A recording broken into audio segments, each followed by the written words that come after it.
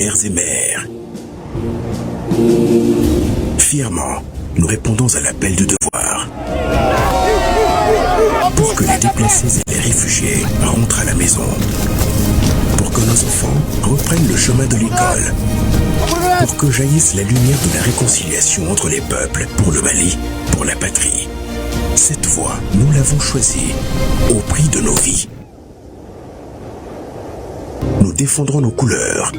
Et si nous laissons derrière nous veuves et orphelins, nous vous prions, prenez soin d'eux.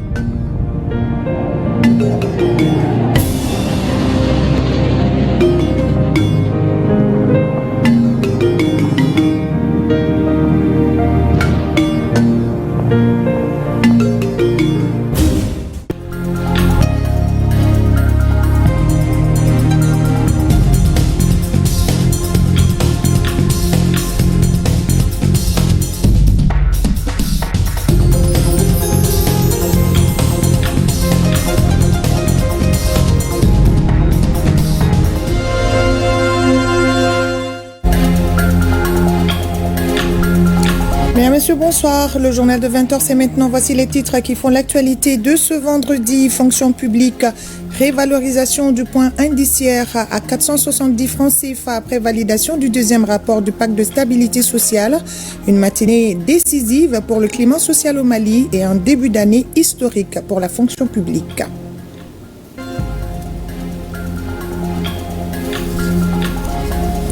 La protection civile de Bamako renforce ses capacités d'intervention grâce à de nouveaux équipements. Elle reçoit de nouveaux véhicules, des kits médicaux et matériel de pompage pour renforcer ses capacités d'intervention face aux catastrophes et pour mieux protéger les populations maliennes.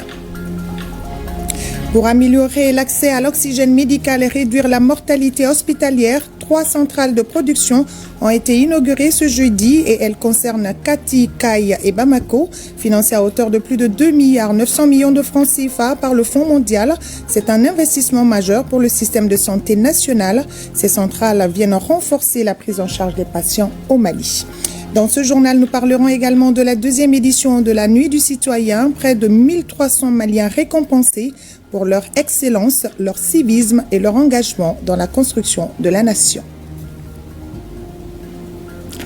Mesdames, Messieurs, bonsoir à nouveau. Nous ouvrons ce journal avec le Conseil des ministres réuni ce jour sous la présidence de son Excellence, le président de la transition, le général d'armée Assimi Goïta. Des mesures et communications ont été examinées, des projets de textes adoptés lors de cette réunion gouvernementale. Avec moi sur ce plateau, Mahamadou Koné, pour la lecture du communiqué de ce Conseil des ministres. Bonsoir Mahamadou Koné. Bonsoir Khadija Koné. Mesdames et Messieurs, bonsoir. D'abord au chapitre des mesures législatives et réglementaires. Sur le rapport du ministre de l'économie et des finances, le Conseil des ministres a adopté un projet de décret portant approbation du marché relatif à l'acquisition de camions empirol et de camions bennes basculantes au profit de la mairie du district de Bamako. Le marché relatif à l'acquisition de camions empirol et de camions bennes basculantes est conclu entre la mairie du district de Bamako et la société Toguna Motors pour un montant de 508 830 000 francs CFA, toutes taxes comprises, et un délai de livraison de 90 jours.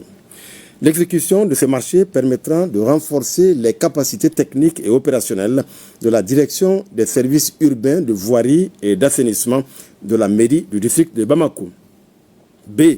Un projet de décret portant approbation de l'avenant numéro 004 au contrat de concession du service public de l'électricité.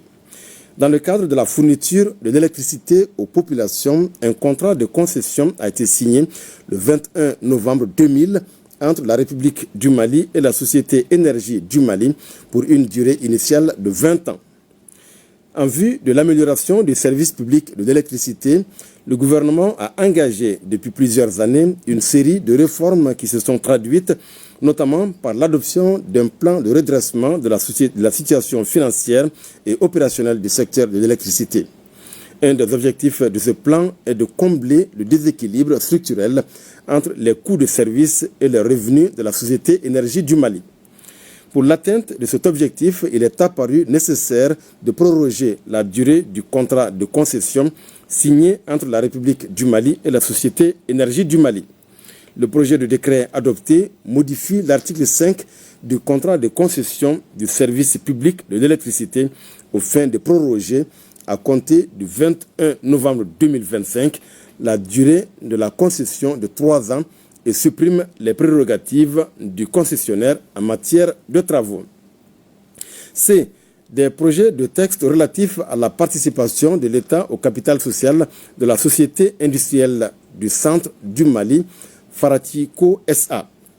Pour une meilleure intégration du secteur minier à l'économie nationale, le gouvernement de la République du Mali a entrepris des réformes importantes dans le secteur minier qui ont abouti en 2023 à l'adoption d'un nouveau code minier et d'une loi relative au contenu local.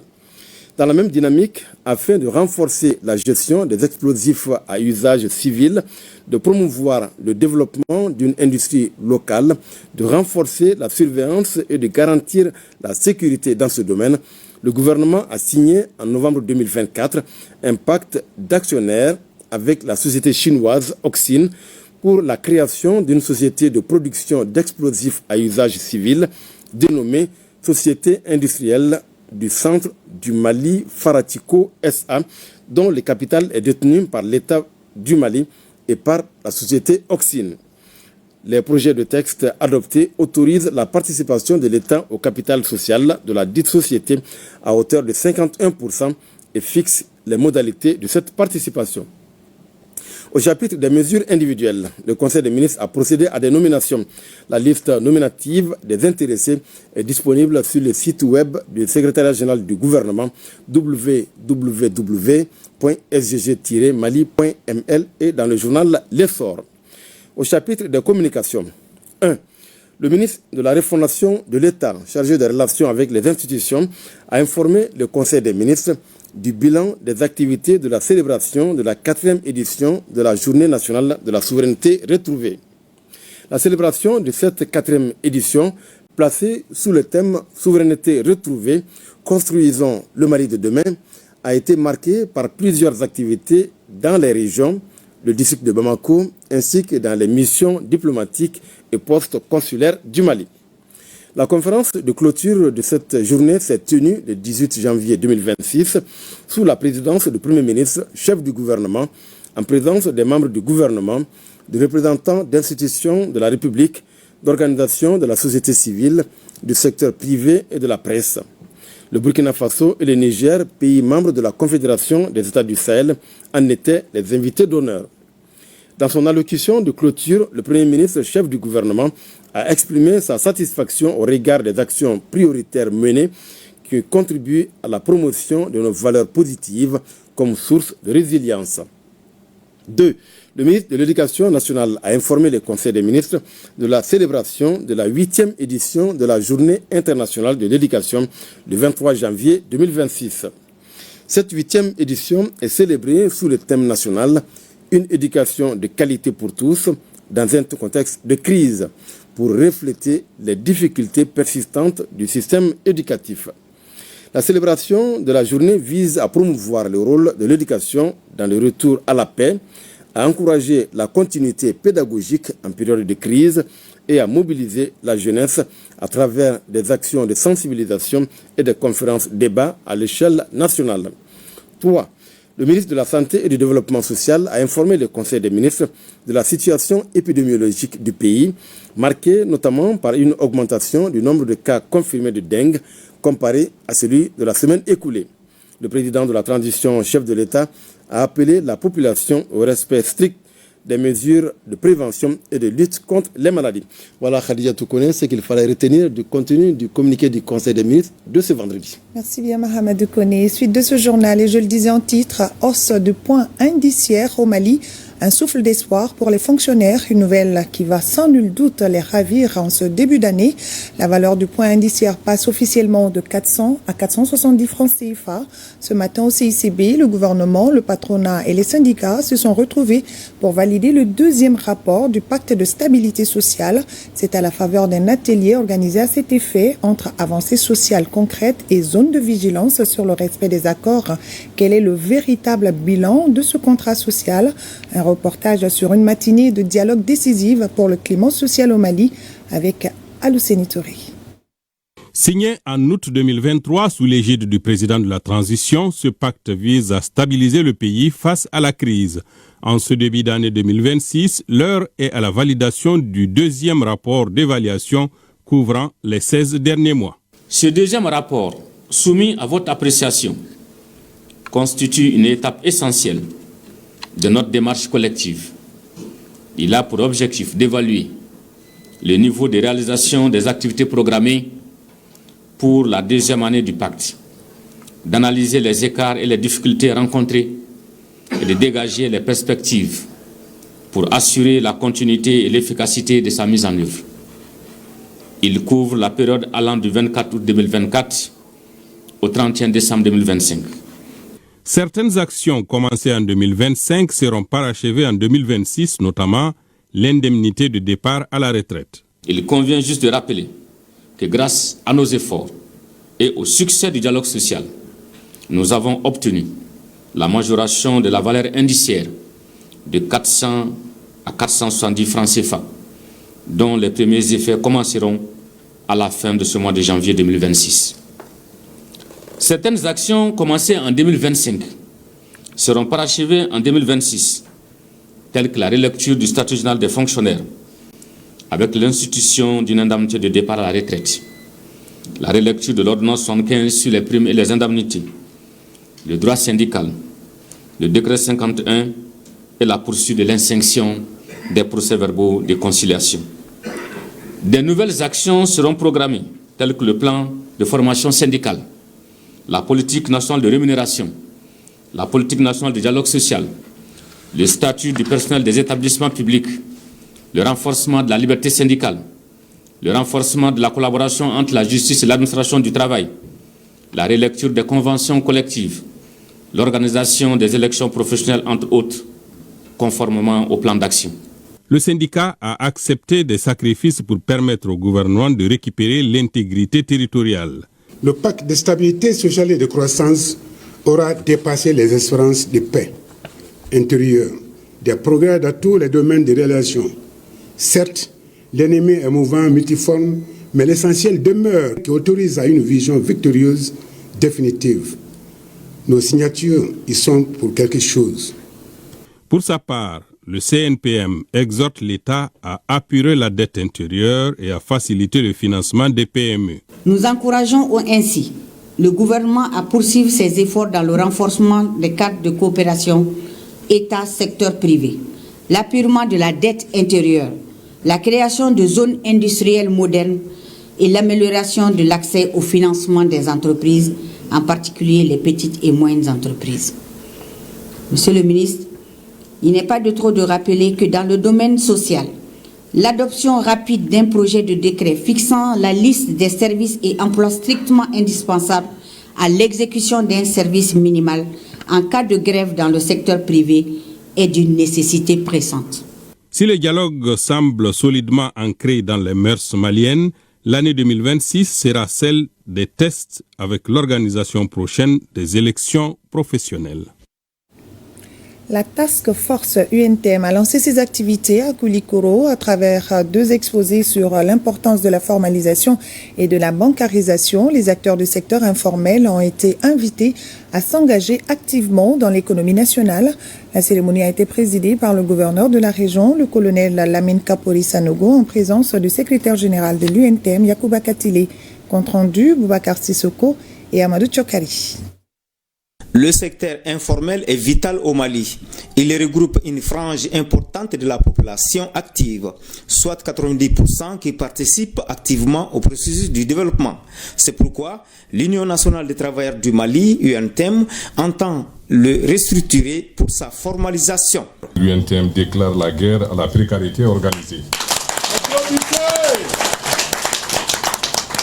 Nous lançons officiellement la Task Force UNTM pour la transition massive et digne du secteur informel vers la formalité.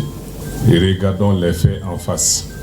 80% de nos emplois, 60% de notre PIB, la quasi-totalité de notre commerce de proximité, de notre artisanat, de notre transformation agroalimentaire, j'en passe. Tout cela repose sur les épaules des travailleurs informels. Durant cette journée, des exposés ont été faits pour étayer l'importance du secteur informel bien structuré et sa bancarisation. La task force UNTEM est un nouvel espoir pour la région de Koulikoro. Ces mêmes travailleurs n'ont presque jamais accès au crédit bancaire, ne cotisent pas à la protection sociale, ne bénéficient d'aucune couverture maladie, n'ont ni retraite, ni congé, ni sécurité en cas d'accident, sont exclus des marchés publics organisés. La task force UNTEM n'est pas venue pour discuter. Elle est venue pour transformer la survie en véritable activité économique. Conscient de cet enjeu stratégique, le gouvernement du Mali a engagé ces dernières années des actions structurantes et courageuses. À cet effet, une étude diagnostique approfondie du secteur informel a été menée afin de mieux comprendre ses réalités, ses forces, ses contraintes et sa contribution réelle à l'économie nationale. Cette étude a permis de disposer de données fiables pour orienter les politiques publiques. Il est donc indispensable d'aller vers la transformation de l'économie informelle à celle formelle. Cela est une vision des autorités de la transition. Cette volonté politique s'est traduite concrètement par l'adoption d'un budget spécifique dédié à la promotion du secteur informel en vue de renforcer les capacités des acteurs, améliorer leur accès à la protection sociale, au financement, à la formation et au marché. Le développement global ne saurait se réaliser sans la prise en compte des besoins vitaux du secteur informel, tel est l'objectif recherché par l'UNTEM. 3 nouvelles centrales d'oxygène médical viennent renforcer la prise en charge des patients au Mali, je le disais en titre, financé à hauteur de plus de 2,9 milliards de francs CFA par le Fonds mondial. Ce projet vise à garantir une disponibilité continue de l'oxygène dans les hôpitaux. Ces usines de production d'oxygène médical sont destinées au CHU Professeur Bokar Sidissal de Kati, à l'hôpital Fousseini Ndao de Kaye et à l'hôpital de dermatologie de Bamako. Compte rendu, Barakissa Ouattara et Aruna Diara. Du CHU, professeur Bokar Sidissal de Kati à l'hôpital de dermatologie de Bamako, en passant par l'hôpital Fousseini Ndao de Kaye, le souffle de vie devient plus accessible. Un investissement de plus de 2,945 milliards de francs CFA pour renforcer l'autonomie respiratoire du Mali, c'est là grâce au soutien du Fonds mondial à travers l'unité de mise en œuvre du renforcement du système de santé. Ce montant couvre l'acquisition des 3 usines de production d'oxygène médical, les travaux d'infrastructure, l'installation et la mise en service. Ces 3 nouvelles usines IPSA installées à Bamako, à Kaye et à Kati. 6 usines rénovées aussi dans les hôpitaux de référence et des équipements essentiels, des camions de distribution et des pompes aussi électrogènes. Ce projet d'envergure qui porte à 9 le nombre d'usines fonctionnelles dans le pays permettra de sauver des millions de vies. Je pense que ces 3 usines vont nous permettre de réduire de façon drastique le taux de mortalité néonatale, que ce soit précoce ou tardive. Et ça va nous aider également à prendre en charge efficacement les femmes enceintes qui sont en travail dans les salles d'accouchement. Ces usines renforcent non seulement l'offre de soins, mais permettront au personnel de sauver des vies. Avec l'avènement des maladies émergentes, l'oxygène médical n'est plus un simple médicament. Il est devenu une arme redoutable dans notre riposte. Grâce à ces infrastructures, l'oxygène ne sera plus un luxe, mais un droit accessible, transformant chaque bouffée d'air produite en une chance supplémentaire de survie pour des milliers de patients.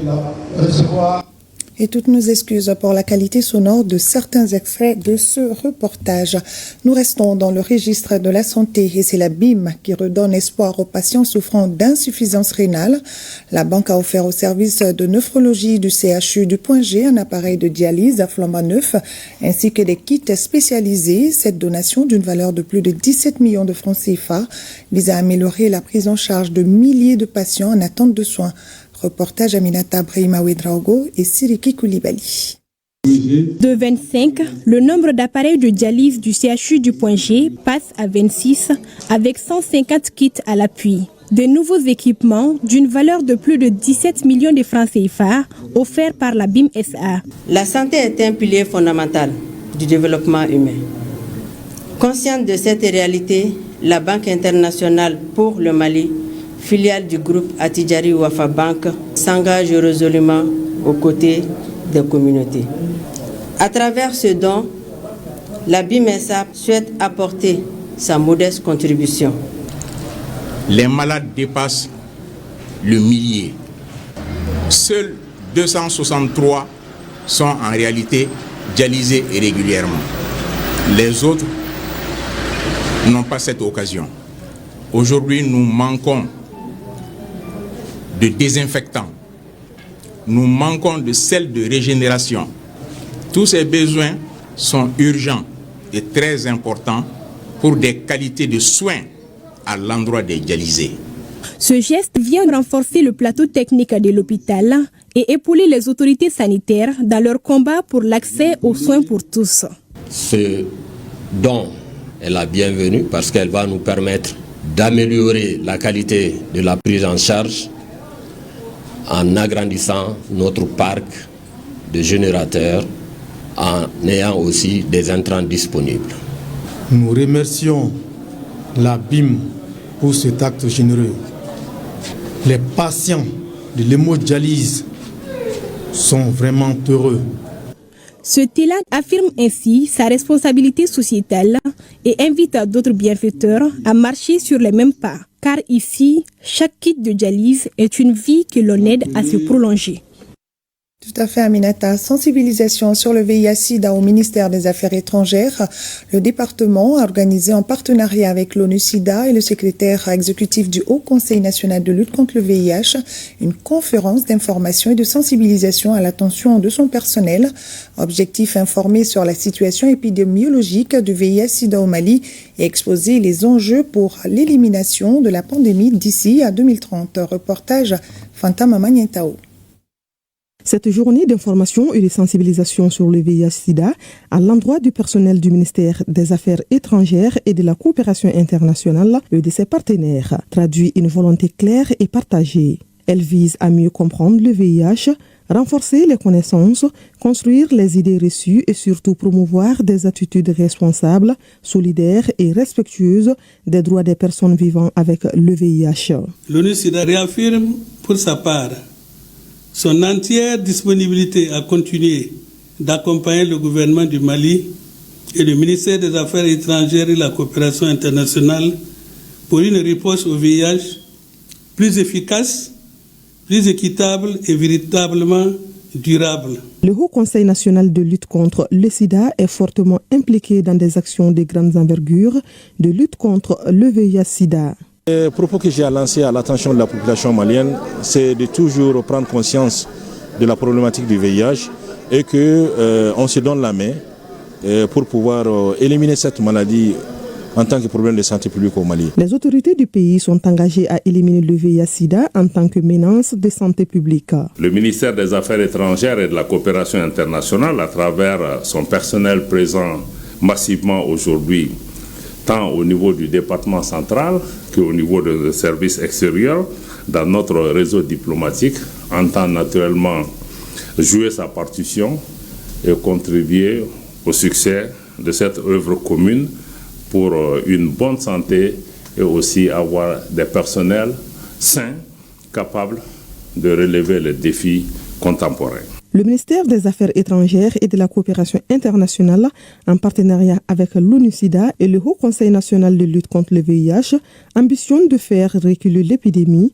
de protéger les droits des personnes vivant avec le VIH-Sida et de bâtir une réponse nationale durable et inclusive. Parlons à présent de la deuxième édition de la Nuit du Citoyen qui s'est tenue ce jeudi au CICB, une édition qui a mis à l'honneur l'excellence, le civisme et le dévouement au service de la nation. Organisée par le ministère de la Jeunesse et des Sports, chargé de l'instruction civique et de la construction citoyenne. La cérémonie a récompensé près de 1300 Maliens pour leur engagement exemplaire dans différents domaines en leur remettant des attestations de reconnaissance. Les temps forts avec Abdul Karim Kaba. Pour mieux renforcer l'engagement et la solidarité au service de la nation, le ministère de la Jeunesse et des Sports, chargé de l'instruction civique et de la construction citoyenne, rend hommage aux citoyens modèles. Dans la grande salle du CICB, l'État magnifie les hommes et les femmes qui se sont distingués dans la construction du pays. Pour le prix de la citoyenneté, il y avait 4 catégories. Le prix de l'excellence en engagement citoyen, le trophée de la femme citoyenne engagée, le trophée de l'entrepreneuriat citoyen et le trophée de la redevabilité financière citoyenne. Cette distinction vraiment permettra également de poser les jalons essentiels et nécessaires pour une architecture éducative noble et décente dans notre pays qui est le Mali et porter au plus haut niveau nos institutions et en faire une institution collective de la République. Pour sa contribution dans l'organisation de la CAN Maroc 2025, le travail de la Commission nationale de mobilisation des fonds de la campagne est reconnu. Ce qui est impressionnant, c'est que les Maliens, à l'unanimité, ont apprécié ce que la Commission de mobilisation a eu à faire pour que les supporters puissent aller supporter les aigles. Et à travers les aigles, j'ai compris. Je savais déjà, mais j'ai compris que les Maliens peuvent rebondir, que les Maliens peuvent se ressaisir, que les Maliens peuvent être ensemble pour le Mali. La contribution des jeunes à travers l'initiative Andjoro dans les stations d'essence, pilotée par le Conseil national de la jeunesse, est saluée par les autorités. Nous pouvons dire aujourd'hui que nous avons une jeunesse consciente et nous avons compris le message du général de l'armée Assimi Goïta qui a placé cette transition sous l'insigne de la jeunesse. Et nous pouvons quand même dire aux plus hautes autorités de les rassurer encore, la jeunesse restera toujours mobilisée, engagée à soutenir la vision de la souveraineté nationale. Ces distinctions récompensent les citoyens porteurs d'actions ou de projets qui contribuent à améliorer la vie en communauté. Chers lauréats, vous êtes des citoyens exemplaires, des femmes et des hommes qui, par vos actions quotidiennes, accompagnent et soutiennent les collectivités territoriales dans l'accomplissement de leur mission au service des populations. À travers vos initiatives citoyennes, vous avez contribué notamment à l'amélioration du cadre de vie dans vos communes, à la mobilisation communautaire, au renforcement du lien de confiance entre les élus locaux et les populations et à la promotion de la responsabilité citoyenne. La Nuit du citoyen a pour objectif de magnifier, célébrer et valoriser la citoyenneté chez les jeunes sous toutes ses formes. C'est là en mettant en lumière des personnes qui se sont distinguées par leur engagement civique, entrepreneurial et leur contribution à l'amélioration significative du cadre de vie de leur communauté. Le 3e comité de pilotage de projets d'appui à l'approvisionnement en eau potable et à l'assainissement résilient au changement climatique s'est réuni pour examiner les recommandations de la session précédente, valider le rapport annuel et approuver le plan de travail et le budget 2026. Les grandes orientations stratégiques pour une exécution rapide du projet ont également été définies. Reportage Mamadou Fani. Le projet d'appui à l'approvisionnement en eau potable et assainissement résilient payé par 3CDK a connu des obstacles une année après son lancement. Il y avait eu des petits soucis au niveau du partenaire financier, donc c'est suite à cela que maintenant nous sommes en train de reprendre vraiment les choses et cette année 2026 est une année de croisière qui va nous donner l'opportunité effectivement vraiment d'aller vers la construction des ouvrages structurants sur ce projet afin d'accompagner la résilience des populations de la région de Kaye. La 3e session du comité de pilotage du PAEPAR de ce jour incite à l'optimisme quant à l'atteinte des objectifs du projet malgré le délai imparti. Le projet doit finir le 31 décembre 2026. Donc toutes les activités qui sont pendantes là, donc on doit vraiment doubler d'efforts pour essayer de les satisfaire tout de suite, pour les réaliser. Le projet vise principalement à mobiliser les ressources en eau souterraine aux fins d'approvisionnement en eau potable fortement affectées par les épisodes récurrents de sécheresse, de chaleur excessive et de rareté des eaux de surface. Le projet est à sa 2e année. Il faut des mesures urgentes pour accélérer la réalisation des activités en 2026 notamment l'obtention rapide des avis de non-objection, la signature des contrats soumis à temps et la réalisation des travaux. Plus de 400 000 personnes vont bénéficier des avantages de ce projet dans la région des Cailles et le cercle de Kati. La troisième session du comité de pilotage du PAEPAR 3C-DK est donc l'occasion d'harmoniser les stratégies pour l'atteinte des résultats à la hauteur des attentes.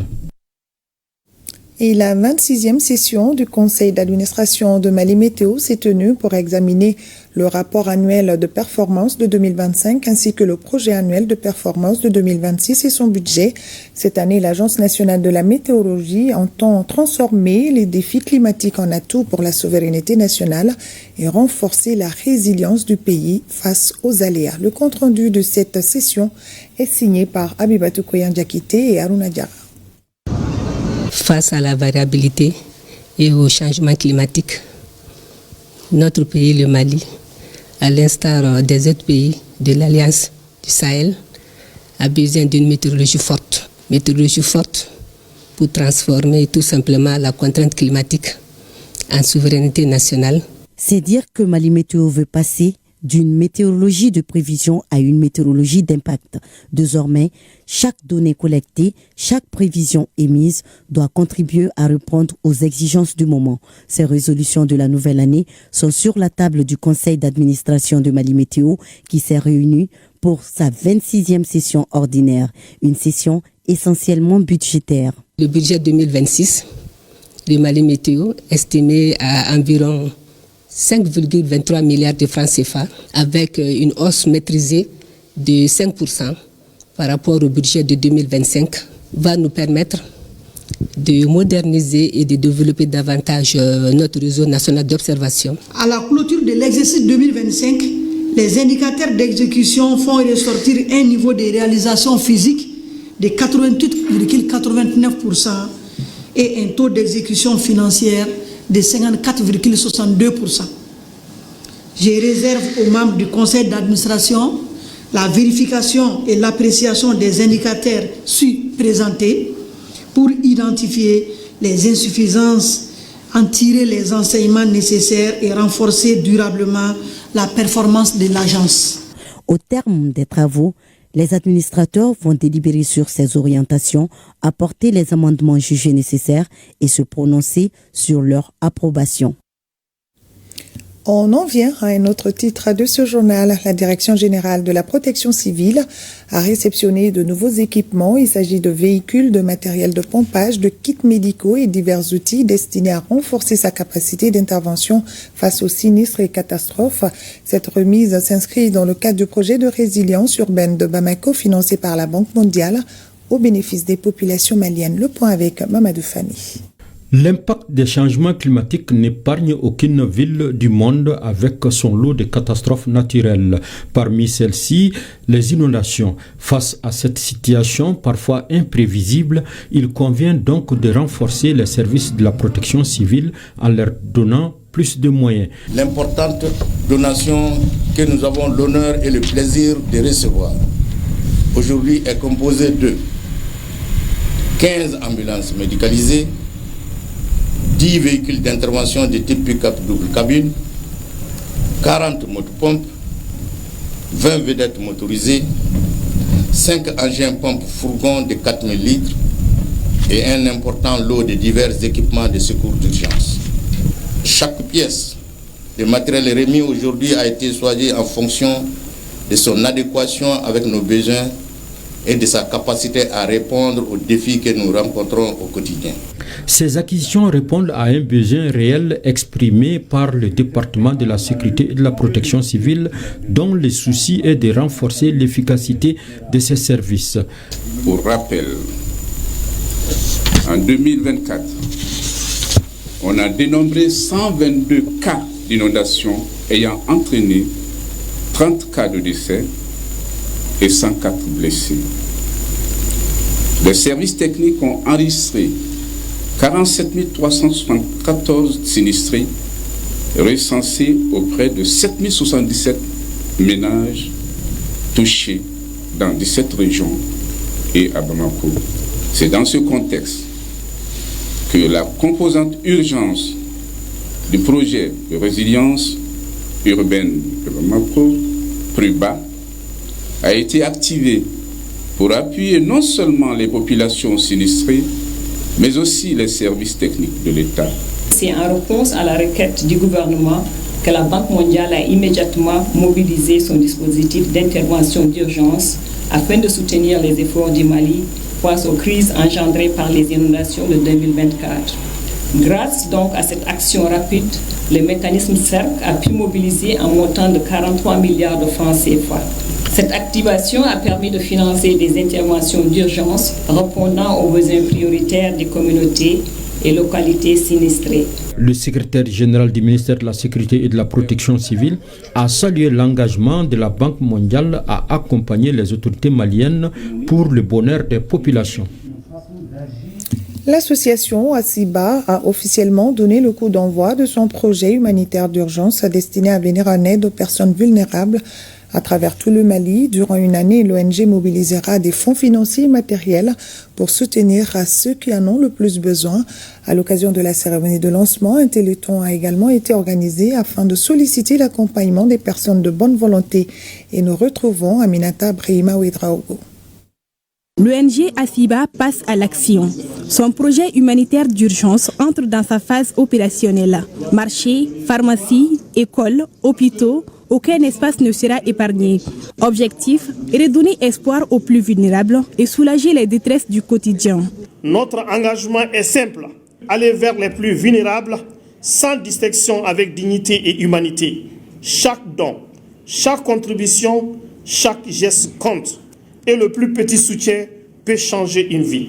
On ne peut que saluer ASIBA. Ils nous ont aidés. Et chacun d'entre nous avec une somme de 75 000 francs pour les frais d'inscription, pour que nous puissions au moins commencer les études. Problème problème ni bamna ni usira kan deme de ngatakama togo anaka école o de ka galenere mariam ko sebe ko anganandi ubina deme la sam. Pour atteindre cet objectif ambitieux, l'ONG lance un appel à la solidarité. La collecte de 287 millions de francs CFA, c'est son objectif. Un élan déjà amorcé par les forces armées maliennes en apportant une première contribution, gage de leur engagement en faveur des plus démunis.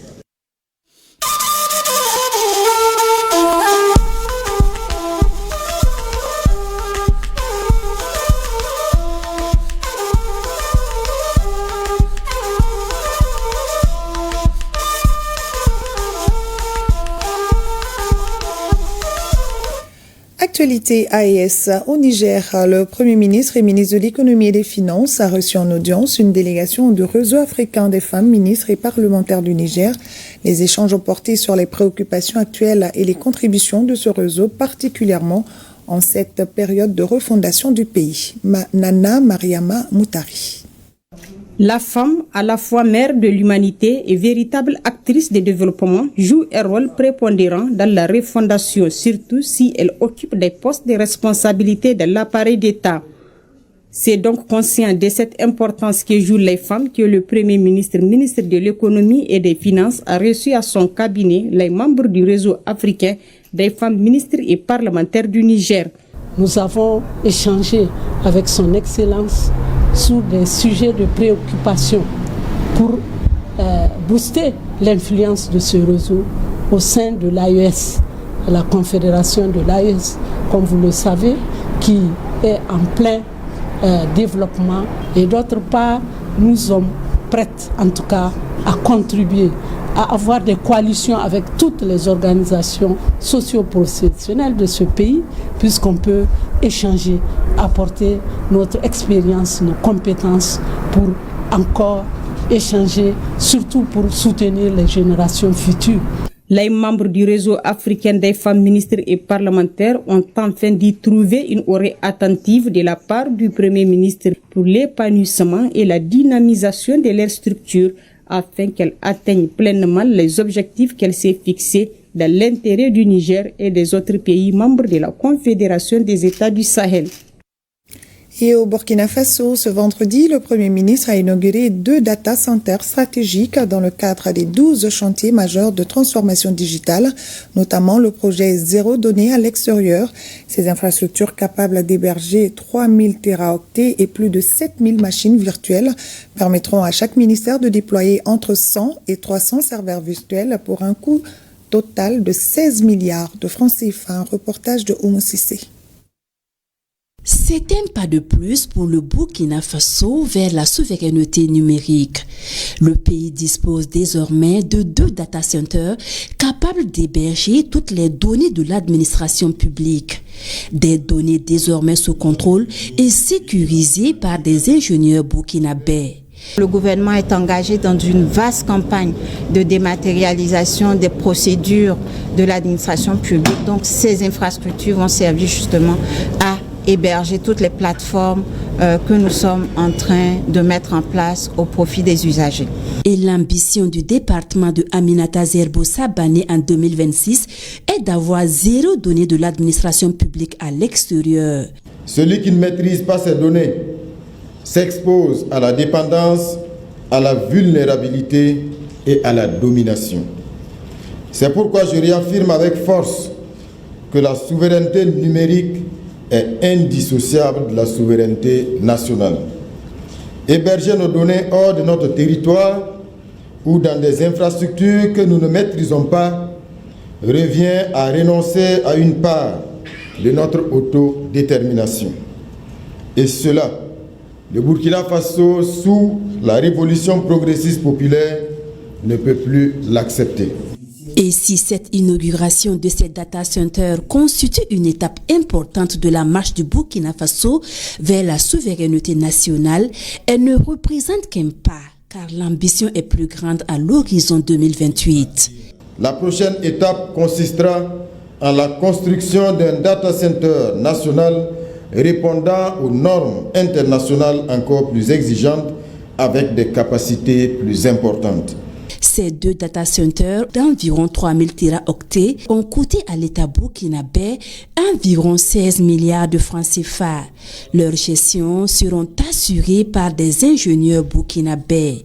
Avec cette inauguration, le Burkina Faso figure désormais dans le top 3 de la sous-région en matière de capacité de stockage des données numériques.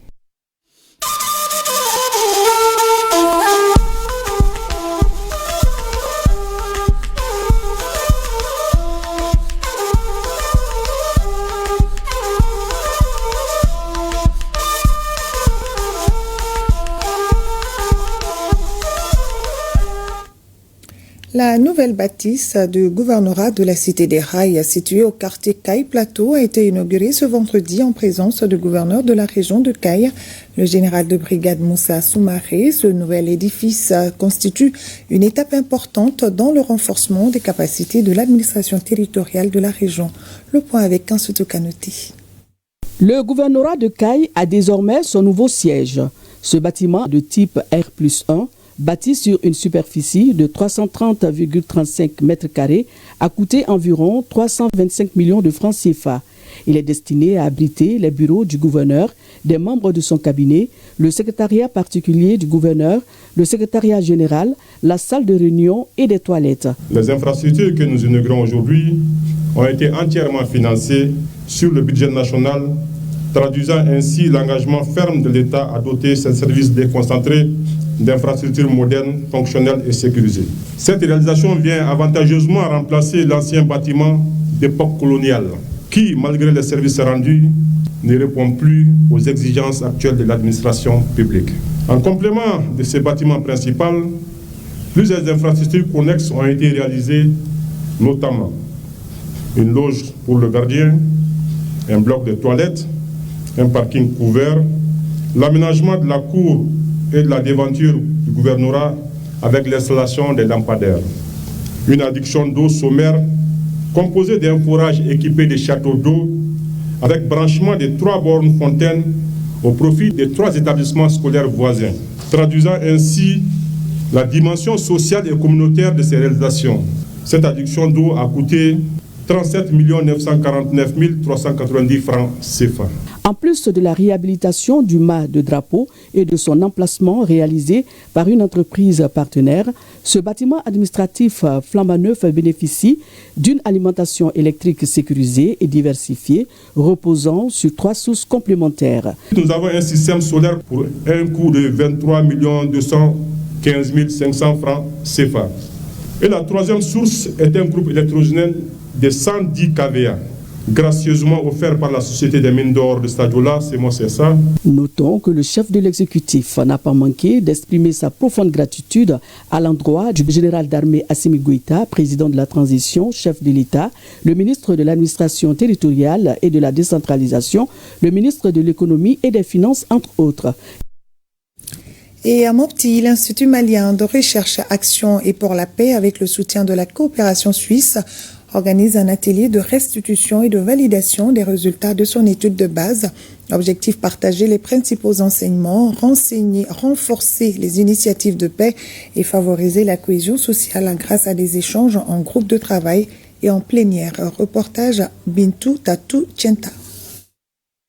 La paix et la cohésion sociale, tant recherchées par la population malienne, sont les mots-clés de cet atelier de restitution et de validation des résultats de l'étude de référence réalisée dans les régions d'intervention de la Direction du développement et de la coopération suisse. Le présent atelier, au-delà du cadre d'appropriation des résultats de l'étude de référence, offre l'opportunité aux collectivités territoriales de développer des stratégies d'adaptation, des processus de gouvernance inclusive pour une distribution équitable des services sociaux de base afin de renchérir la cohésion sociale et le développement local inclusif. Cette étude de référence, à travers ses résultats, permettra au Conseil régional de renforcer la gouvernance participative avec un accent particulier sur les initiatives de paix et de développement. 2 jours durant, les participants venus des régions de Bandiagara et du Mopti seront informés des résultats provisoires obtenus lors de l'étude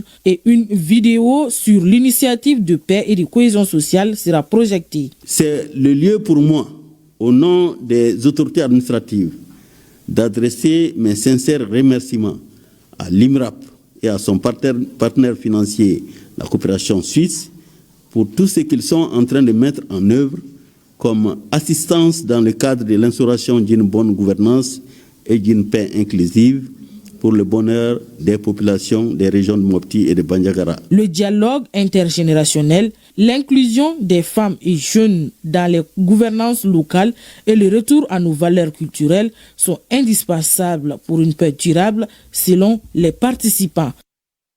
Et cette annonce à suivre ce soir après ce journal dans nos programmes, le 11e numéro de GouVaction. C'est un numéro spécial à l'occasion du 20 janvier, fête de l'armée nationale. C'est une production du Centre d'information gouvernementale du Mali, Sigma, en collaboration avec l'ORTM sur les réalisations et actions concrètes du gouvernement. GouVaction, c'est après ce journal avec une présentation de Famoussa Sidibé en français et Idrissa Sidibé en bamanankan. La diaspora malienne aux États-Unis célébrée à New York. New York a vibré au rythme de la solidarité et de l'excellence malienne. La 2e édition de la Nuit de la diaspora, organisée par l'Association des jeunes maliens de New York, a mis en lumière talent, engagement et richesse culturelle de la diaspora malienne dans une ambiance festive et inspirante. Un reportage de Aïssata Ibrahim Maïga avec la voix de Amadoun Diallo.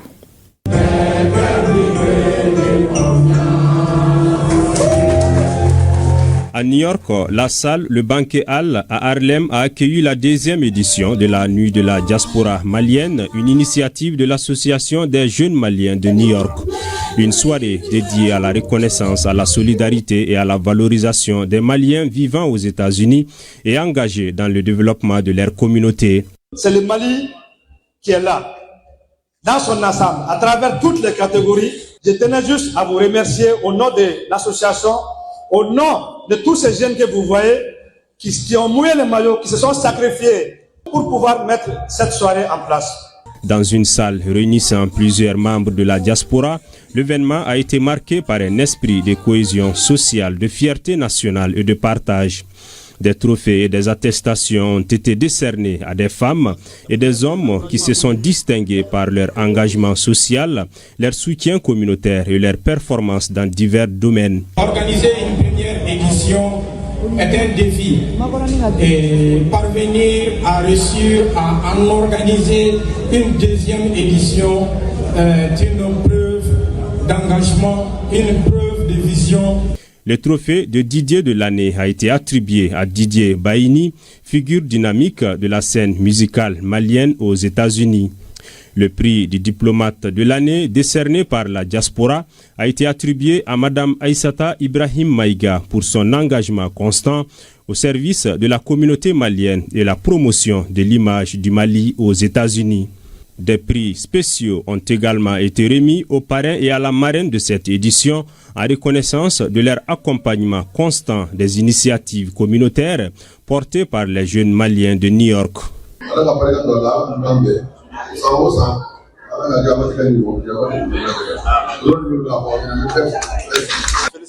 Présent à la cérémonie, l'ambassadeur représentant permanent a salué l'engagement et la constance de ces jeunes dans la promotion de l'image du Mali à l'étranger.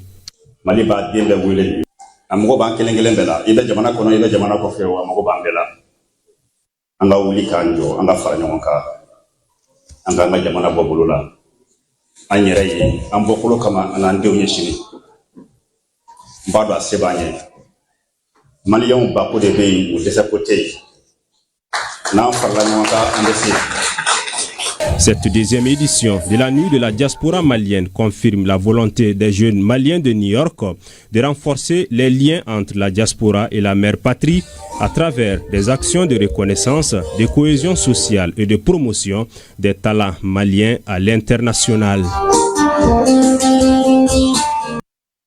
Et félicitations à notre collègue Aïssata Ibrahim Maïga pour son trophée. Notre édition de ce soir touche à sa fin. Nous vous remercions pour votre fidélité et votre attention. Nos grands-pères disaient que quand les racines sont profondes, il n'y a aucune raison de craindre le vent. Tous ensemble pour un Mali fort, uni et fier de son identité. À demain, Dieu voulant. Bonne fin de soirée à tous.